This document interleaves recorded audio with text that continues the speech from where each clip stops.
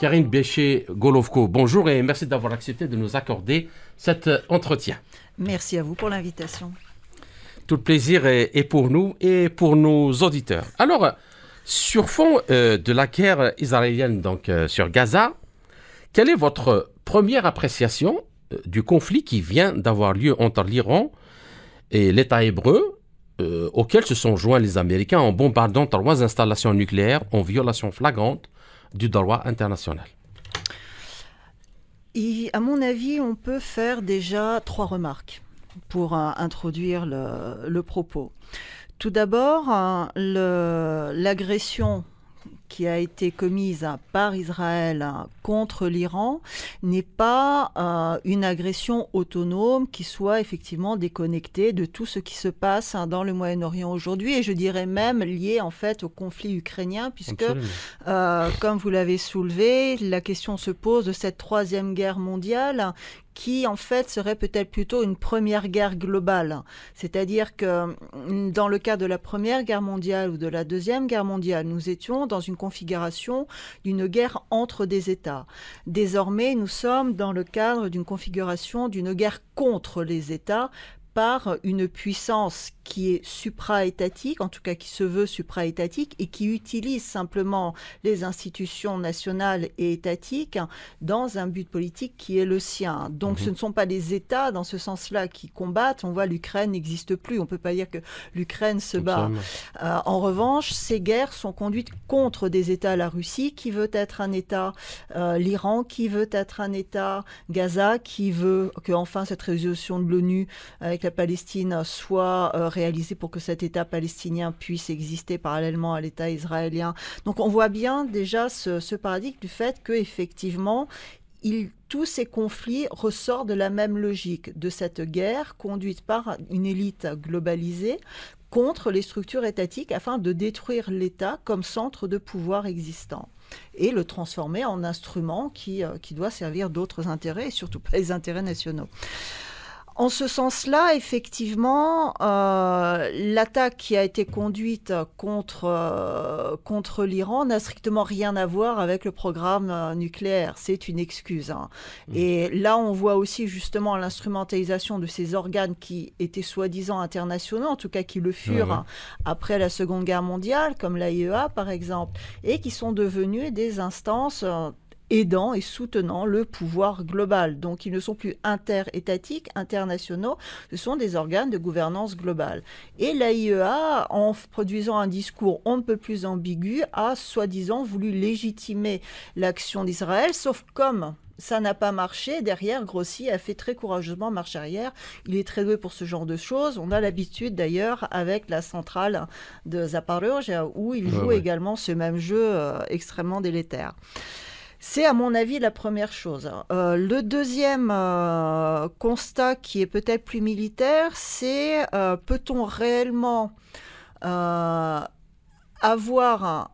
obtenir une victoire militaire sans intervention au sol, puisque la guerre qui s'est conduite de quelques jours, enfin pas la guerre, j'ai la bataille, puisque pour l'instant la guerre n'est pas terminée, entre Israël et l'Iran, c'était une bataille de missiles interposés. Et d'une manière plus générale, ça montre aussi les limites de ces guerres que l'on présente comme des guerres postmodernes, comme des guerres du futur, qu'on n'a plus du tout besoin de ce qui était avant de l'infanterie parce que c'est dépassé, etc. C'est, à mon avis, un discours qui est produit pour justement limiter les capacités de défense et d'action des pays qui sont hors de ce monde global ou qui sont dominés par ce monde global. Parce que ce que ça montre, et ça il me semble que c'est une leçon également à tirer pour la Russie, qui utilise beaucoup justement ces technologies de missiles, etc., sur le front ukrainien, avec une infanterie quand même on ne peut plus limiter vu l'étendue du front. Ce qui explique aussi la lenteur de l'avancée. Ça montre quoi? Ça montre que une guerre, c'est une guerre d'hommes. Si on veut réellement la conduire, si on veut réellement, il faut occuper le territoire. Jamais dans l'histoire des bombardements, qu'ils soient par avion ou par des missiles, n'ont mis fin à une guerre. Ça ne se gagne pas comme ça. Absolument, ça appuie une opération militaire au sol, ça la prépare, ça la renforce, ça met en place les conditions pour que l'armée sur terre puisse avancer, mais ça ne va jamais remplacer le soldat. Et la troisième remarque, hein, c'est effectivement la question des bombardements américains et la question de Trump, hein, puisque Trump, notre faiseur de paix, Trump, ce grand arbitre, c'est un arbitre qui est particulièrement impliqué dans les conflits dans lesquels il s'engage, et il engage le pays. Donc, il me semble que le mythe de Trump le pacifiste a quand même fait long feu. Il est à espérer que le fanatisme redescende un petit peu. Il est en tout cas surprenant que la Russie ait à ce point soutenu ce discours politico-médiatique qui est totalement atlantiste et qui ne va absolument pas du tout dans ses intérêts. Espérons quand même que justement cette implication directe de Trump et des États-Unis dans ce conflit aux côtés d'Israël fera réfléchir les élites russes avant qu'il ne soit trop tard. D'accord. Alors, mais avant de passer à la deuxième question, il y a ceux qui disent que, en fait, Trump, il s'est engagé et il ne s'est pas engagé dans cette guerre parce que, d'abord, ils ont informé les Iraniens à l'avance, ils ont bombardé 3 sites sans les détruire, et puis, basta. C'est-à-dire, ils n'ont rien fait d'autre. Ils ne se sont pas engagés pour défendre Israël, ils ne veulent pas de changement de régime. Il y a ceux qui disent ça. Qu'est-ce que vous en pensez ? Je dirais que Trump et les États-Unis fournissent largement Israël en armes. Donc pour un pays qui ne s'engage pas, ça me paraît assez quand même surprenant, on va dire. D'accord. Après, le fait, effectivement, les Iraniens aussi préviennent à l'avance d'où ils vont tirer. Tout le monde, c'est la nouvelle mode, justement, aussi de ces guerres postmodernes. Et ça aussi, ça serait bien quand même de remettre en cause ces postulats globalistes, hein, des guerres dites postmodernes aujourd'hui, qui sont des imitations. Sauf quand c'est nécessaire. Quand Israël veut rayer, ils préviennent pas. Ils bombardent Gaza, ils rayent, et ils veulent occuper le territoire. Et eux, ils font une guerre traditionnelle dans ce cas-là. Le fait que l'Iran, par exemple, ait prévenu aussi les États-Unis quand ils ont répondu aux tirs qui avaient été faits montre que même ces pays qui sont contre l'ordre global, hein, finalement jouent selon les règles de cet ordre global, ce qui va contre leur intérêt. C'est exactement le même cas de la Russie qui, par exemple, hein, on a vu ça avec les bombardements des aérodromes militaires en profondeur en Russie il y a peu de temps de ça, il y a quelques semaines. Là où des bombardiers stratégiques nucléaires ont été touchés. Absolument. Pourquoi ? Parce que la Russie continue à respecter le traité START 3, qui est un traité bilatéral, qui n'est plus respecté par les États-Unis. La Russie, formellement, elle n'est pas sortie, mais au moins a suspendu. Et pourtant, elle continue à le respecter. Donc, il y a un moment donné, il faut quand même accepter la situation et ne pas donner toutes les cartes à l'ennemi, puisque dans une guerre, il y a forcément un ennemi. Sinon, on ne se bat pas. Et défendre son intérêt. Donc, le défendre avec ses propres règles, pas avec celles de l'ennemi, qui existent pour défendre l'intérêt de l'ennemi. Et ça, il me semble que cette révolution cognitive doit impérativement être opérée par tous ces pays qui veulent justement réellement mettre un terme à cet ordre global néocolonial afin de revenir à un système de souveraineté nationale. D'accord. Bien. Alors, l'Iran, conscient depuis un bon moment de la dynamique sur la scène internationale, a stratégiquement rejoint l'OCS, l'Organisation de coopération de Shanghai, et puis les BRICS avec une volonté forte, selon les autorités, inébranlable, conformément à la vision de ces organisations d'un développement progressif et indépendant. Alors, ces décisions interviennent alors que le pouvoir se déplace progressivement de l'ouest vers l'est et que l'Amérique et l'Europe voient leur capacité à contrôler les développements internationaux diminuer.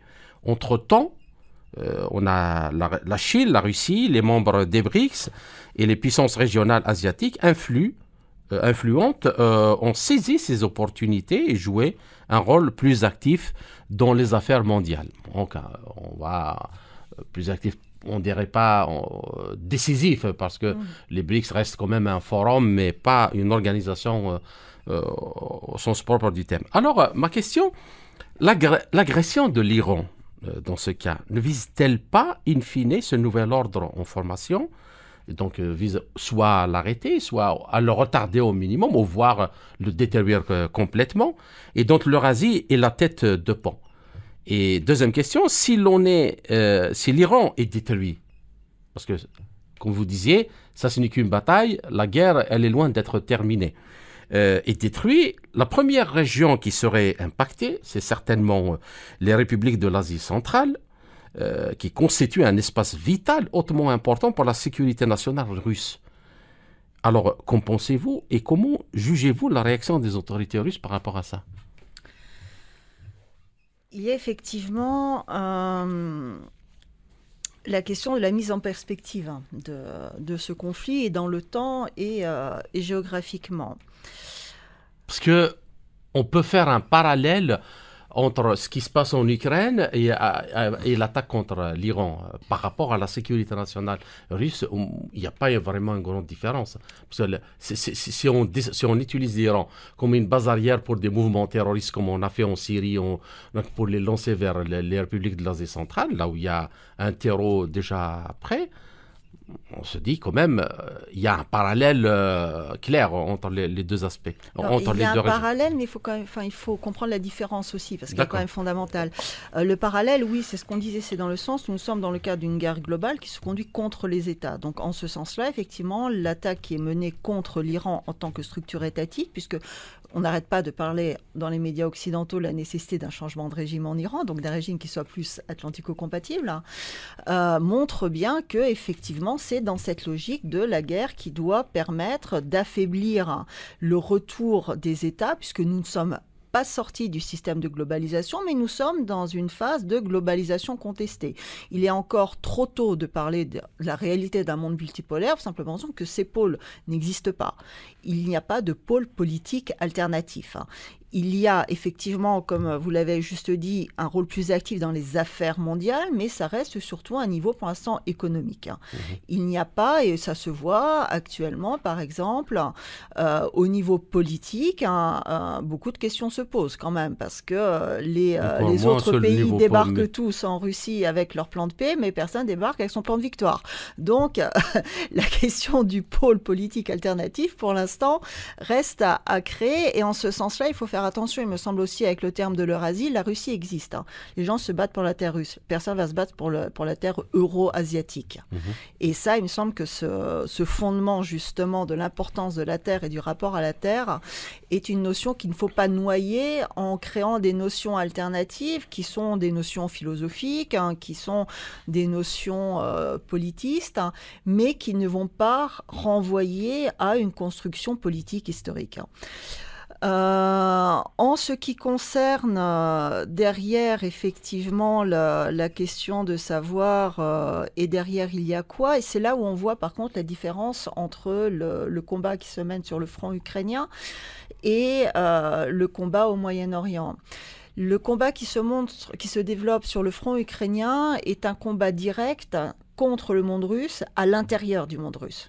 Parce que l'Ukraine, c'est la Russie. Ça plaise ou ça plaise pas, ça fait un millénaire que l'Ukraine, c'est la Russie. C'est pas parce que nous avons quelques journalistes occidentaux qui connaissent pas l'histoire que l'on doit l'oublier.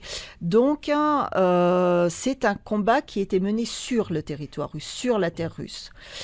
Le combat qui se déroule au Moyen-Orient et notamment contre l'Iran, c'est un combat de base arrière, effectivement, qui doit affaiblir les ressources, les soutiens, cette possibilité de disséminer un petit peu un autre discours et d'élargir une zone d'influence.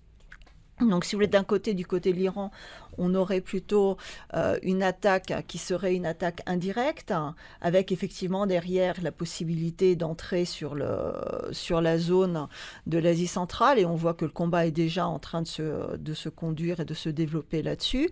Mais sur ce territoire, et ça fait longtemps, notamment à travers les organismes internationaux, juste pour prendre un exemple, c'est pas une guerre directe, mais c'est une guerre réelle aussi. Au Kazakhstan, cela fait des années que toute une partie du droit commercial et droit des affaires, et notamment les affaires internationaux, est un droit qui est écrit en anglais. Donc, de quelle souveraineté parle-t-on à ce moment-là ? Il y a cette possibilité de développement du front, mais c'est une attaque qui sera plus périphérique, on va dire. Même si elle n'en est pas moins importante, parce qu'on voit effectivement le risque derrière. Si l'Asie centrale est déstabilisée, ça renforce la question de la déstabilisation à l'intérieur de la Russie avec le Caucase. Et on a vu les attentats également, par exemple, Crocus City Hall, ou d'autres attentats qui, effectivement, utilisent des ressortissants de ces républiques qui sont plus ou moins intégrés en Russie, qui sont plus ou moins placés en Russie pour cela, et pour déstabiliser la situation ethnique. D'accord. Alors, l'attaque US contre les installations nucléaires iraniennes a eu lieu sans l'approbation du Congrès, d'abord, donc en violation de la Constitution des États-Unis. Vous nous direz votre avis. Alors, malgré l'interdiction donc du droit international des frappes militaires contre des installations nucléaires à cause des dangers qu'elles peuvent engendrer, les États-Unis ont commis cette grave violation, apparemment à la discrétion politique de Trump et indirectement de Netanyahou. Donc, à ce jour, donc, malgré les déclarations triomphales de Trump et de Netanyahou, les États-Unis n'ont pas encore évalué donc, les dommages et aucune contamination n'a été signalée. Israël affirme que le programme nucléaire iranien a subi un retard significatif. En réponse, l'Iran a déclaré que les cibles américaines sont désormais légitimes et nous poursuivrons notre programme nucléaire dans le respect des droits internationaux. Voilà. Qui a gagné? Qui a détruit quoi? On ne sait pas encore, de toute façon, tant qu'il n'y a pas d'enquête claire, on ne peut pas le... Alors, quelle serait la prochaine action de l'Iran? Comment vous imaginez, dans ce cas, l'Iran qui déclare poursuivre son programme nucléaire et annonce que toutes les cibles sont possibles. Et l'Iran pourrait-il faire donc marche arrière et reprendre les négociations, bien qu'il soit plus probable que l'escalade se poursuive? Alors, effectivement, déjà sur la question de l'Iran, ensuite sur la question effectivement du droit international derrière. L'Iran a gagné, mais les États-Unis n'ont pas perdu, on va dire. C'est qu'il y a eu un échec de cette bataille, dans le sens où le but était le renversement de pouvoir en Iran, c'était pas l'arrêt du programme nucléaire. Donc, et ça a été affirmé par les autorités et israéliennes et américaines et des différents pays de l'OTAN. Donc, en ce sens-là, ils ont perdu cette bataille. Mais ça ne veut pas dire qu'effectivement, ils aient perdu la guerre. Donc, et le fait que les États-Unis se disent constamment prêts à reprendre les négociations, ça inquiète parce qu'on se rappellera quand même que la première attaque israélienne contre l'Iran a été déclenchée à peu près la veille au moment où devaient se tenir justement ces fameuses négociations auxquelles l'Iran avait accepté de participer. Donc, il y a quelques semaines justement de ce qui était prévu dans le premier accord sur la reconduction automatique des sanctions s'il y a un problème. Alors, on comprend l'AEA qui est quand même très autonome et sorti son fameux rapport accusant l'Iran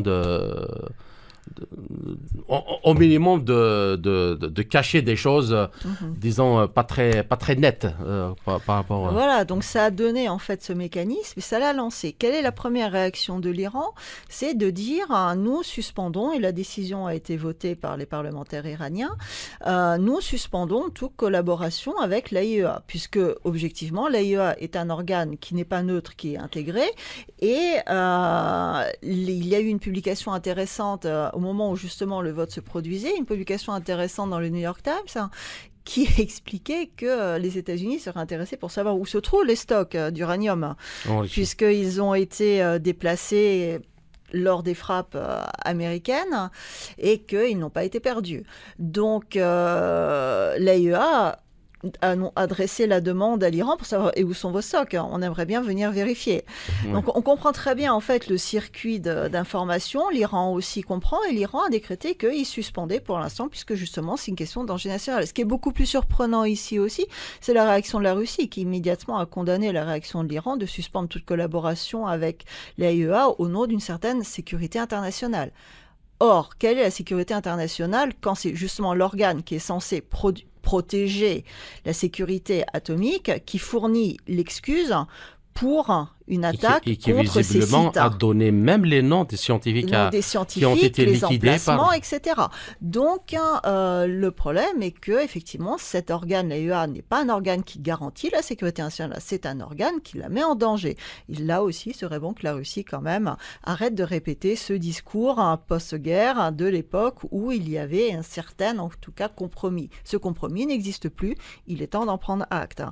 Ce qui nous amène, en fait, à la question de du droit international. Pourquoi les États-Unis se sont comportés de cette façon, en violation et de leur droit national et des règles du droit international? Pour la simple et bonne raison que le droit international fixe une certaine réalité politique et géopolitique à un moment donné. À partir du moment où il y a un équilibre des forces et un consensus sur les règles devant réguler ces forces. Cet équilibre a été atteint à la fin de la Seconde Guerre mondiale parce que l'URSS a remporté la victoire avec les atlantistes. Or, l'URSS a disparu en 1991. La Russie n'a ni la force ni la légitimité pour pouvoir imposer d'elle-même le respect de ses règles. Il faut qu'elle gagne cette place sur la scène internationale. Donc pour l'instant, le droit international, effectivement, ne fonctionne plus. Il ne peut pas fonctionner parce qu'il n'y a pas d'équilibre des forces en place actuellement. Donc il ne peut pas y avoir de consensus. Quand il y aura un nouveau consensus... Ce que vous dites là est extrêmement important parce que quand on entend les médias, tout ce qui se dit, on a l'impression que le droit international, monsieur droit international, il existe d'une manière objective, voilà, et par, comme disait Adam Smith, par une main invisible ou je ne sais pas moi, il s'applique. Alors qu'en réalité, il s'applique quand il y a des gens ou des forces qui veulent bien le faire permettre et qui permettent son application. Et là, il y a, pour rebondir justement sur ce que vous dites et qui me semble être extrêmement important aujourd'hui, il faut aussi comprendre que lorsque l'on appelle à l'ONU ou au droit international qui est censé régler tout problème, même au niveau des États, ça veut dire qu'on appelle un système global. Parce que si l'on reconnaît qu'il y a un système au-dessus des États, donc supérieur à la souveraineté des États, auxquels ces États doivent se soumettre. Ça veut dire que ces États ne sont plus souverains. C'est-à-dire que le souverain, il est ailleurs. Ouais. Et ça, c'est le système de la globalisation. Donc, soit on arrive à un compromis entre souverains, et ça, c'est le système du droit international, soit on a le droit d'imposer une volonté extérieure au souverain, qui n'est alors plus souverain. Et ça, c'est le système de la globalisation. Et cette ligne de démarcation doit impérativement être intégrée dans le mode de pensée des élites politiques s'ils veulent réellement pouvoir en sortir. Pour l'instant, les États-Unis se comportent comme ce seul pays qui a le droit d'être un souverain. Et c'est lui qui décide de tout. C'est ce qu'on appelle la globalisation. À l'égard de ces, on va dire, territoires contrôlés, il les considère comme des féodaux et il se comporte comme un féodal. À l'égard des territoire non contrôlé, il applique le droit de l'ennemi, c'est-à-dire une négation du droit. C'est-à-dire que l'ennemi, dans cette conception, le droit de l'ennemi, qui a été développé à peu près dans les années 60-70 du siècle dernier, le droit ne s'applique pas de la même manière à l'ennemi qui, lui, n'a le droit d'avoir aucune garantie. C'est-à-dire que toutes les règles qui pourraient lui être favorables n'ont pas à s'appliquer. D'accord. Et c'est exactement la position mise en place par ces élites globalistes, que ce soit à l'égard de la Russie, de l'Iran ou de tout pays qui pourrait les déranger. D'accord. Et donc, pour terminer cette première partie, si les Américains et les Israéliens déclarent que le programme nucléaire iranien a été détruit, sur quoi ils vont négocier? Pourquoi ils appellent encore à la négociation? S'il est détruit, c'est-à-dire que le problème est écarté. Allons-y, on va faire on fait la paix maintenant, on fait le business, le commerce, et pourquoi continuer à négocier sur le programme nucléaire? Alors, déjà parce que même si... Partons du principe que par hasard, réellement, cela aurait été détruit. Il n'a pas été détruit complètement. Il aurait été, selon leur dire, en tout cas retardé pour un certain temps. Et dans leurs explications, et nous les croyons sur parole parce que, comme nous savons, ils ne mentent jamais, ils veulent empêcher que ce programme soit réactivé. Donc, c'est en ce sens-là, ils voudraient établir des garanties. Ensuite, si l'on est, je dirais, peut-être un petit peu plus réaliste, si l'on sort de ce monde merveilleux hollywoodien, effectivement, on regarde la manière dont les négociations en général sont utilisées. Et aujourd'hui, nous voyons très bien que ce soit au niveau de l'Ukraine, que ce soit au niveau de l'Iran, c'est la même guerre, ce sont les mêmes techniques de guerre qui sont utilisées. Les négociations ne sont pas utilisées pour trouver un compromis. Les négociations sont, utilisées soit pour obtenir sur le plan politique ce qui n'est pas possible d'obtenir sur le plan militaire, c'est-à-dire la capitulation de l'ennemi, soit utilisé comme une arme pour affaiblir cet ennemi, et cela rentre dans ces guerres hybrides qui utilisent et la voie diplomatique, et la voie médiatique, et la voie militaire pour obtenir le seul but qui est recherché par une partie dans une guerre, qui n'est pas la paix, qui est la victoire. D'accord. Alors, pour continuer donc sur le même élan que la première partie, alors une nouvelle action militaire de la part de l'Iran pourrait signifier une nouvelle guerre avec Israël. Pas une nouvelle guerre, disons le déclenchement de la seconde bataille de cette guerre et des actions militaires telles que des frappes contre des cibles américaines, la fermeture du détroit d'Ormuz, par exemple, l'eau transite un peu plus que 20% du pétrole ou de l'énergie qui sert l'économie mondiale, des attaques contre des installations pétrolières et gazières dans les pays du Golfe. Ainsi, avec l'implication directe des États-Unis, la guerre israélo-iranienne est passée donc d'un conflit régional à une épreuve de force mondiale. Donc cette attaque représente un pari majeur pour Trump. Désormais, les États-Unis sont un combattant actif donc, en Asie occidentale. Les réserves de missiles et les forces navales iraniennes capables de fermer le détroit d'Ormuz n'ont pas été détruites. Son programme nucléaire peut être retardé, mais la détermination de l'Iran à poursuivre la guerre reste encore forte. Alors, l'absence de réponse de la part de l'Iran, la question c'est celle-là, pourrait apporter une paix temporaire, mais encouragerait-elle également les tentatives de changement de régime? Parce que ces réactions-là, si même on arrête le conflit, comme vous le disiez lors de la première partie, le but c'était pas le programme nucléaire, le but c'était le changement de régime. Et le changement de régime, généralement, c'est par le biais de guerres hybrides. Parce que cela, on pourrait voir ce genre de choses continuer lors de la première. Et puis l'attaque contre l'Iran pendant le génocide en cours à Gaza suscitera-t-elle une réaction mondiale au-delà des gouvernements occidentaux? Alors, effectivement, la question qui se pose pour l'Iran, mais pas que pour l'Iran, elle se pose pour tout pays, en fait, oui. Qui formellement se prétend comme étant opposé à l'ordre global, donc qui, en tant que tel, est une cible aussi de ces guerres hybrides. Et on peut penser aussi à la Russie de la même manière, hein, puisque effectivement c'est la même logique. Tout signe de faiblesse se retourne contre ce pays. C'est-à-dire que dès que ce pays montre qu'il hésite à cet endroit, qu'il peut peut-être négocier sur un autre point, qu'il ne va peut-être pas réagir de façon adéquate, qu'il déplace ses lignes rouges au fur et à mesure du comportement agressif des élites globalistes en face, ces élites globalistes considèrent que finalement ce pays présente de moins en moins de dangers. Et si ce prix présente de moins en moins de danger, dans ce cas-là, la force de dissuasion et du discours politique qui est produit, et même des actions militaires, est d'autant diminuée. Donc cela renforce la volonté des élites globalistes d'intensifier le combat contre ce pays et de le développer, de le renforcer. L'Iran doit effectivement réagir parce que si elle continue à s'asseoir à la table des négociations en espérant comme ça obtenir un statu quo, ce serait extrêmement naïf. L'Iran n'a déjà pas beaucoup réagi lorsque la Syrie a été achevée finalement par les élites globalistes. Elle est devenue la cible suivante. Donc, il faut comprendre que cette guerre ne s'arrêtera que lorsqu'il y aura un vainqueur, comme toutes les guerres. D'accord. Le problème de cette guerre, c'est qu'on a du mal, effectivement, à comprendre quelles sont ses dimensions, quelles sont ses frontières. Ça, c'est effectivement beaucoup plus difficile. D'un autre côté, n'oublions pas que aussi pendant la Seconde Guerre mondiale, il y avait différents fronts qui étaient ouverts. Il y avait également en Asie un front avec le Japon. Il y avait également un front en Afrique qui était ouvert. Donc, ça n'est pas nouveau non plus. Et il est important de se battre sur chaque front si l'on veut affaiblir la puissance qui est à la source de ces combats.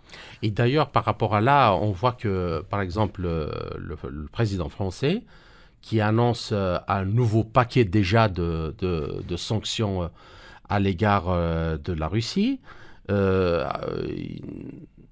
ne prenant pas en compte la situation dans laquelle se trouve son pays et qui s'enfonce de plus en plus dans la crise, alors que la Russie, avec tout ce qu'on peut dire sur l'économie, a fait quand même preuve de résilience dans ces conditions-là, dans ces conditions. Et donc, dans ce contexte-là, justement, si l'Iran ose et ferme le détroit d'Ormuz, comment voyez-vous ces déclarations de Macron? Bon, ça serait surprenant que la décision soit réellement finalisée, mais on va dire que la décision de Macron, justement, encore de prendre des sanctions qui vont encore toucher le secteur énergétique, s'inscrit simplement dans la politique complètement fanatique qui est menée par l'Union européenne, puisque l'on se souviendra des déclarations qui ont été faites par la présidente de la Commission européenne il y a quelques jours de cela, disant qu'on doit arriver à un niveau zéro de coopération avec la Russie en matière énergétique. Les États-Unis vont se frotter les mains, puisque de toute façon, si la France et les pays de l'Union européenne ne sont plus capables de se fournir, parce que si le détroit est fermé, dans ce cas-là, ça va les toucher eux directement. Si en plus derrière, la France, Macron prend des sanctions contre la Russie pour bloquer complètement au niveau énergétique, dans ce cas-là, les pays européens et notamment la France vont se trouver dans une situation de sous-alimentation énergétique, ce qui va impacter l'économie nationale, qui est déjà en très mauvais état. Rappelons quand même que la France est arrivée à un niveau record de 114%, je crois, d'endettement. Donc, c'est vient de dépasser les 350 milliards. Voilà, et elle a des budgets qui sont de toute façon en déficit constant, sans réussir à relancer l'économie. Elle a du mal à rester dans les 5%. Indépendamment de ça, évidemment, on finance la guerre en Ukraine parce que c'est le prix à payer de tout État vassal que de payer les guerres qui sont décidées par les suzerains. Ça existait à l'époque féodale, la néo-féodalité dans laquelle nous vivons aujourd'hui, puisque c'est une forme de la globalisation, c'est une forme de néo-féodalité, reprend la même fonction, le même mode de fonctionnement. D'ailleurs, par rapport à ce que vous dites là, la fin du sommet de l'OTAN, justement, avec une augmentation de 5% du budget militaire, il faut trouver 140 milliards par an, alors que la France n'arrive pas à trouver 40 milliards pour combler les déficits. A fait une réforme de la retraite, justement, parce qu'il était très difficile de trouver 12 milliards. Mais là, surprise, on annonce 140 milliards pour la guerre chaque année. Alors, pour continuer alors, selon le géopolitologue américain Luc Coffey, les États-Unis devraient soutenir l'Asie centrale dans sa poursuite d'une politique étrangère multivecteur. Et selon lui, cela implique de leur éviter d'être obligés de choisir entre l'Occident et les acteurs régionaux, notamment la Russie et la Chine, disons les choses comme elles sont, ce qui ouvrirait la porte donc à une coopération plus flexible et plus constructive, selon lui. Alors les États-Unis peuvent, selon lui, pouvoir promouvoir une diplomatie qui respecte les relations complexes de la région et promeut les intérêts mutuels. Et cette approche permettra aux pays d'Asie centrale de conserver leur autonomie tout en interagissant avec les forces mondiales. Avant l'arrivée de Trump, qui a donc fait campagne sur la fin de la guerre, peut-être on aurait espéré, mais après les quelques mois au pouvoir, je vous pose donc la question, peut-on dire que Trump a pris en considération cette remarque de Luc Coffey dans sa politique envers l'Asie centrale? Trump n'a strictement rien changé. Rien changé. Et il n'aurait de toute manière rien pu changer. Sinon, il n'aurait pas été à cette place. Il faut quand même arrêter de prendre les gens pour des idiots. Il n'est pas arrivé au pouvoir aux États-Unis après une révolution. La première fois, ça s'est mal passé, oui, son élection. Et d'ailleurs, de toute façon, il n'a rien pu faire. Cette fois-ci, ça s'est plutôt bien passé quand même. Rappelons-nous que lors de son entrée en fonction, les anciens présidents américains étaient gentiment assis en rang d'oignon et l'ont soutenu. Donc, il n'y a pas de problème fondamental. Il y a des mécontentements sur certaines choses parce qu'effectivement, oui, Trump veut remettre en cause certains excès de la globalisation, notamment le wokisme, pour la simple et bonne raison qu'ils sont préjudiciables à la globalisation. Pas pour sortir de la globalisation, pour la renforcer. C'est un peu comme en France, lors de la 4e République, lorsqu'on a voulu rationaliser le parlementarisme, parce que le parlementarisme de la 3e République a été poussé à un tel excès que le pays était devenu ingouvernable. C'est exactement ce que fait Trump. Il veut rationaliser la globalisation. Il ne veut pas y mettre un terme. D'ailleurs, il a déclaré lui-même, il est le président du monde global. Combien de fois il l'a déclaré sur ses réseaux sociaux? Donc, il n'y a aucune remise en cause de cette ligne politique. Et en ce sens-là, il utilise la technique de gouvernance traditionnelle pour les pays anglo-saxons et notamment les États-Unis, c'est le soft power avec ces techniques de réseau. C'est-à-dire que il est toujours difficile d'entrer en conflit direct avec d'autres puissances, d'autres acteurs, on va dire, parce que vous êtes obligé dans ce cas-là de dévoiler vos cartes, parce que vous devez utiliser toute une partie de vos ressources contre ces acteurs, alors que pour les sortir d'une certaine zone, en l'occurrence l'Asie centrale. Or, si vous mettez en place une forme de coopération, déjà vous n'obligez pas les pays d'Asie centrale de devoir faire un choix. Et le choix par rapport à la Russie pourrait être difficile à faire puisque c'est la zone d'influence historique de la Russie. Ça fait des siècles quand même que la Russie dirige, contrôle, influence cette zone. C'est quand même grâce à l'Union soviétique que ces pays d'Asie centrale se sont retrouvés avec des structures étatiques. Donc, c'est la Russie qui a structuré étatiquement, institutionnellement, l'Asie centrale. Ça, il faut aussi quand même s'en souvenir un petit peu. Ensuite, lorsque vous dites, regardez, on va mettre en place une coopération qui est beaucoup plus flexible, plus constructive, ça va être gagnant-gagnant. Bon, on connaît tous les slogans en la matière. C'est Luc Coffey qui conseille, c'est pas le seul, qui conseille Trump à faire ça. Voilà, mais disons qu'il n'est pas le seul. De toute façon, c'est la dialectique classique dans la chose, histoire de faire peur à personne, notamment ne pas faire peur à la Russie et à la Chine, parce que dans ce cas-là également, contre qui la Russie et la Chine doivent-elles se battre, puisqu'on va coopérer. On est des grands alliés, on est des partenaires. Vous savez combien de fois on entend le terme de partenaire ici, à l'égard de la Chine ou des États-Unis. Donc, vous méfiez pas de vos partenaires. Au contraire, vous collaborez pour que ce soit encore plus productif. Sauf que, réellement, qu'est-ce qui se passe? Il se passe que, comme vous collaborez, vous jouez avec les règles de ce partenaire, qui finalement vous impose ses propres règles, et donc sa vision du monde. À partir de là, il joue de plus en plus sur un territoire qui avant était le vôtre, qui petit à petit est un territoire partagé sur le plan géopolitique, l'Asie centrale. Or, il y agit en y imposant ses propres règles. Donc, il vous sort structurellement et stratégiquement petit à petit de ce territoire. Première chose. Deuxième chose, qu'est-ce que voient les élites locales de ces territoires? Ils voient que le chef, finalement, c'est plus vous qui étiez là avant, que le chef, c'est l'autre qui est là-bas. Donc, petit à petit, leur regard se détourne en toute logique vers ce chef, puisque ces territoires n'ont aucune tradition historique de souveraineté, de gouvernance, ils n'ont aucune culture politique, institutionnelle, réelle. Donc, la question étant de savoir qui va être le plus rentable pour eux, qui est le plus fort. Et dans ce cas-là, ils se tournent vers le plus fort. Or, le plus fort, c'est plus vous.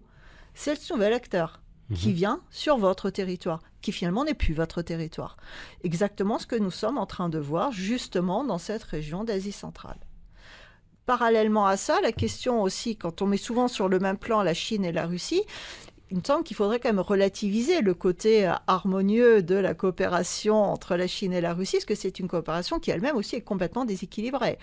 Dans le sens où, ce sont des pays qui sont en concurrence politique, objective, et avec une disbalance économique. Donc, d'un côté, nous avons la Chine qui a besoin de la globalisation pour exister dans sa zone de puissance actuelle, puisque c'est l'usine à production du monde global, que si le monde n'est plus global, les autres pays vont se remettre à produire, donc elle, moins. Donc, objectivement, si on sort du monde global, la Chine tombe dans sa dimension actuelle. Donc, quel est son intérêt de remettre réellement en cause le monde global? Aucun. Donc là aussi, il faudrait quand même arrêter un petit peu ce discours assez hollywoodien. Or, c'est absolument l'intérêt des États-Unis de maintenir ce discours de pseudo-alliance russo-chinoise dans ces grands partenariats de lutte contre le monde global, parce que comme ça maintient aussi la Russie dans un rapport entre guillemets amical avec la Chine, qui la met aussi, qui transfère la dépendance que la Russie avait envers l'Occident sur certaines productions, qu'elle transfère vers la Chine. Or, la Chine est parfaitement contrôlée par le monde global. Et là, il y a un jeu de dupes aussi qui se met en place. N'oublions pas, quand on parle de la guerre de la communication, de ces guerres hybrides, il faut arrêter de prendre les discours et politiques et médiatiques au premier degré. Il faut se demander pourquoi ces discours sont produits. C'est une forme de guerre mentale qui est produite contre les élites politiques. C'est pas pour ça qu'il faut absolument accepter ces discours tels quels. D'accord. Très intéressant. Alors, le secteur de l'énergie et les corridors de transport restent des domaines clés de coopération entre les États-Unis et l'Asie centrale. Les pays de la région se concentrent sur l'expansion des opportunités d'exportation et l'amélioration des infrastructures de transport. Les États-Unis peuvent jouer ou cherchent à jouer un rôle important en explorant les perspectives de développement de projets pétroliers et gaziers et de création de nouvelles routes de transit. Alors, il convient de ce cas-là, en particulier, de prêter attention au soutien d'initiatives telles que le gazoduc transcaspien, qui relie les ressources gazières du Turkménistan au marché européen. Ces projets renforcent non seulement la sécurité énergétique de l'Europe, mais offrirait également aux pays d'Asie centrale des voies commerciales alternatives, réduisant ainsi leur dépendance à l'égard de la Russie et de la Chine. C'est à peu près ce que vous êtes en train déjà d'expliquer. Alors, qu'en pensez-vous par rapport à ce cas particulier qui est un enjeu central? Cela pourrait-il intéresser justement les Américains sous Trump, ou l'État profond néoconservateur continuera-t-il à avoir la main haute dans la politique US en Asie centrale dans le but d'endiguer la Russie et la Chine? Alors, c'est effectivement, il y a deux remarques, une plus concrète et une plus stratégique. Très concrètement, en ce qui concerne cette question du gazoduc, nous sommes effectivement dans le cadre de ce conflit pour la maîtrise des ressources, puisque la maîtrise des ressources naturelles permet d'approvisionner l'économie, et sans souveraineté économique, il ne peut pas y avoir de souveraineté politique, puisque le politique a besoin effectivement même militaire. Absolument, et ni militaire, c'est sûr, afin de pouvoir justement maintenir une force, une production, et qui ne dépendent pas de conditions qui seraient posées par des forces alternatives ou autres, voire par l'ennemi. Donc, en ce sens-là, oui, c'est effectivement important de comprendre quelles sont les routes économiques qui se mettent en place, par où elles passent, et quels sont les acteurs qui vont ainsi pouvoir en bénéficier. En revanche, il y a une chose qui me semble assez dangereuse aujourd'hui, c'est cette surestimation de l'économique par rapport au politique. C'est qu'on oublie ce que l'on vient de dire, c'est que l'économique sert le politique. C'est que ça n'est pas une puissance en soi. Ouais. Et si derrière, il n'y a pas de transformation de cette capitalisation en capital politique, dans ce cas-là, il n'y a strictement aucun gain pour l'État. Prenons par exemple les cas de la Russie. Après la chute de l'Union soviétique, effectivement, il était difficile de rétablir et d'établir en tout cas de nouvelles relations avec les différentes républiques qui sont sorties de ce territoire millénairement russe qui était l'Union soviétique et avant l'Empire russe. Puisque rappelons qu'après la chute de l'Empire, lorsque l'Union soviétique a été fondée, petit à petit, elle a reconstitué le territoire de l'Empire. Absolument. Quelques pertes près, mais globalement, elle a reconstitué. À la chute de l'Union soviétique, il y a eu un tabou absolument fondamental, dont on n'est toujours pas sorti d'ailleurs, qui s'est mis en place, en lequel il n'y aurait strictement aucune histoire nationale avant 1991, et que ces espèces d'entités territoriales sont de grands États souverains dont la souveraineté et les frontières sont absolument sacrées. Elles sont sacrées, sauf quand cela va dans le sens de l'Occident et du pouvoir atlantiste, mais c'est une autre question, parce que dans ce cas-là, il n'aurait pas fallu, par exemple, réunir l'Allemagne. Si les frontières sont sacrées, il ne fallait pas. Ou il n'aurait pas fallu exploser les Yougoslavies non plus. Donc, c'est sacré, mais pas pour tous. En tout cas, ça l'est dans les relations avec la Russie, qui se retrouve en fait, alors qu'elle est le centre historique, civilisationnel, millénaire de cette région, à devoir se comporter avec des élites locales, comme si elle se comportait avec des grands chefs d'État aussi de pays absolument souverains depuis un millénaire. Et effectivement, il a été extrêmement difficile derrière d'établir des relations, d'autant plus que les élites russes, après la chute de l'Union soviétique, ont été quand même particulièrement affaiblies, d'une part objectivement, et d'autre part étaient profondément néolibérales, sinon elles ne se seraient pas retrouvées à cette position-là, puisque ça a été cette victoire du néolibéralisme qui supporte en quelque sorte le mode de gouvernance de la globalisation qui s'est installé en Russie. Et depuis, nous n'avons quand même pas eu de changement d'élite non plus. Donc, comment faire? Et il y a eu des erreurs stratégiques qui ont été mises en place. Mais est-ce qu'il aurait pu faire autrement? Ça, c'est une question qui est plus difficile à faire. Mais parce que, par exemple, les relations furent essentiellement économiques. On se souvient des échanges de politique gazière avec l'Ukraine, par exemple. Ça n'a strictement empêché ni la révolution orange de 2004, ni le Maïdan de 2014, ni la guerre. Ni les attaques contre la Russie. Voilà, derrière. Et c'est le problème un peu, quand on voit les élites russes qui se déplacent dans ces régions, notamment d'Asie centrale, ça commence généralement par l'énumération un peu comptable et très mécanique des échanges commerciaux. Ça augmente, ça baisse, c'est plus dans ce domaine, c'est moins dans l'autre. C'est super, c'est génial, c'est très bien. Sauf que le problème, c'est que l'économique en soi ne permet pas le politique s'il n'y a pas cette transformation. Et si la Russie n'arrive pas derrière à opérer cette transformation, dans ce cas-là, je dirais que ça sert strictement à rien.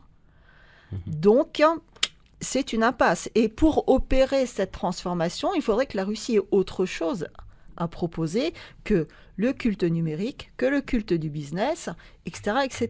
C'est-à-dire que les cultes qui sont imposés par le modèle globaliste. Parce que dans ce sens-là, les valeurs traditionnelles, c'est sympa, mais c'est pas suffisant quand même pour proposer un modèle de gouvernance alternative. Il faut une vision, il faut un projet. Absolument, il faut une vision stratégique pour le pays, ce qui pour l'instant n'est pas le cas.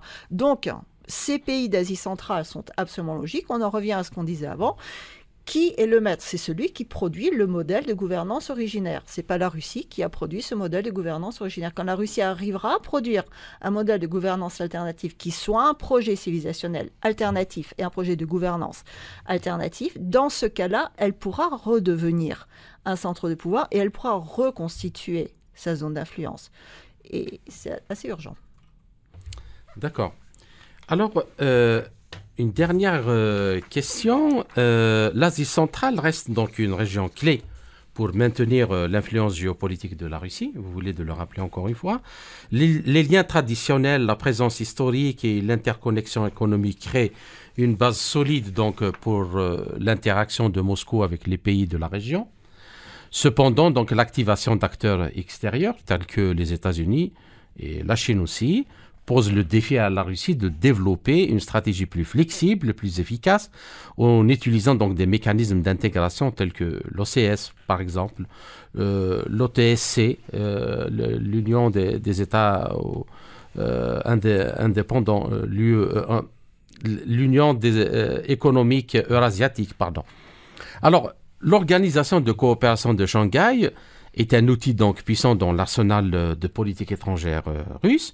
Cependant, l'OCS est également une plateforme où l'influence chinoise domine l'agenda économique et l'initiative de la ceinture et la route a fait des pays d'Asie centrale donc des bénéficiaires des investissements chinois, augmentant ainsi leur dépendance économique à l'égard de Pékin. Donc, il s'agit justement, moi je parle de l'idée que vous avez développée au début, c'est-à-dire qu'il s'agit de créer un système d'équilibre où chacun trouve son compte de souveraineté, qui travaille ensemble, parce que de toute façon, s'il y a un côté qui prend le pas sur l'autre, in fine, après quelques années, on va se retrouver face au même problème qu'aujourd'hui. Donc, autant poser le problème sérieusement et trouver les mécanismes qui permettent vraiment d'évoluer ensemble. Alors, ma question, Moscou doit-il trouver un moyen d'offrir aux pays de la région des alternatives concrètes aussi bien sur le plan économique que sur le plan politique, comme développer par exemple des infrastructures, comme les routes nord-sud et promouvoir des projets communs dans des secteurs de transport et d'énergie. Et puis, à partir de là, peut-être on pourrait, s'il y a un changement du côté occidental, établir aussi un équilibre de coopération. On continue en fait effectivement la discussion. Ces structures sont importantes, elles ont un rôle à jouer. En revanche, il ne faut pas les surestimer. C'est-à-dire que dans le sens, ce ne sont pas actuellement des organes alternatifs par rapport aux structures globalistes. On rappellera simplement que effectivement, sur demande du Kazakhstan, l'OSCE est intervenu, la Russie est intervenue. Ça a permis effectivement de bloquer le processus de tentative de coup d'État au Kazakhstan à l'époque. En revanche, cela n'a pas permis de mettre en place un gouvernement au Kazakhstan qui sort de cette logique globaliste, qui remette en cause les dogmes, et l'on voit des ministres profondément russophobes qui ont été mis en place dans ce gouvernement, malgré le fait que la Russie leur a franchement sauvé la peau. Donc, on en revient à la même chose, c'est que pour l'instant, il n'y a pas de capitalisation politique des acquis. Et ça, c'est le problème majeur. La Russie, effectivement, doit être attractive sur plusieurs plans en même temps. C'est-à-dire que ces projets d'infrastructures sont importants à partir du moment où ça la relie à elle. Parce que dans ce cas-là, elle recrée des liens de coopération qui permettent une imbrication des économies l'une dans l'autre. Et en étant pragmatique, en recréant en quelque sorte des liens d'interdépendance, cela recrée un intérêt local et national qui soit plus tourné vers la Russie, moins vers la Chine ou les États-Unis. Donc ça, c'est effectivement le premier stade. Le problème est qu'on aura toujours la même chose, il faut passer au stade suivant, la capitalisation politique de ces acquis.